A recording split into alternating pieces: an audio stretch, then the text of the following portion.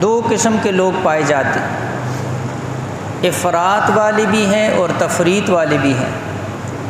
کچھ لوگ ایسے ہیں جو سرے سے ہی تقدیر کا انکار کرنا شروع کر دیتے ہیں، اور کچھ لوگ ہاتھ پہ ہاتھ رکھ کر بیٹھ جاتے ہیں اور کہتے ہیں کہ جو قسمت میں ہوگا بس وہ مل جائے گا۔ ان دونوں کی نفی ہے۔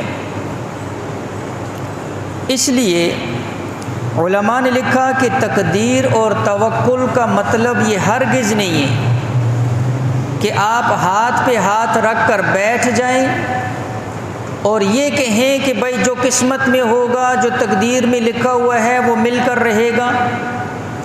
ظاہری کوئی سبب اس کو اختیار نہ کیا جائے، اپنی کوئی طاقت توانائی صرف نہ کی جائے، کوئی تدبیر نہ کی جائے، لہٰذا اس کی نفی ہے شریعت کے اندر۔ امام الانبیاء محمد مصطفیٰ صلی اللہ علیہ وآلہ وسلم سے زیادہ اللہ کی ذات پر کس کو توکل ہوگا؟ سب سے زیادہ اللہ کی ذات پر توکل کرنے والی ذات امام الانبیاء سے بڑھ کر کون ہو سکتا ہے؟ لیکن حضور صلی اللہ علیہ وآلہ وسلم جب کسی معرکے کے لیے، جنگ کے لیے جاتے تو اس سے پہلے جو ظاہری اسباب ہوتے، جو اپنی قوت ہوتی، جو اپنی توانائی ہوتی، اس کو اختیار کرتے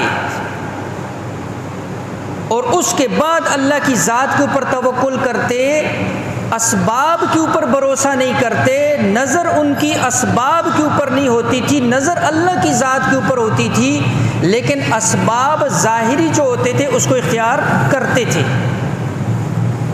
اس لیے شریعت نے دونوں چیزوں کی جو ہے نا نفی کی ہے۔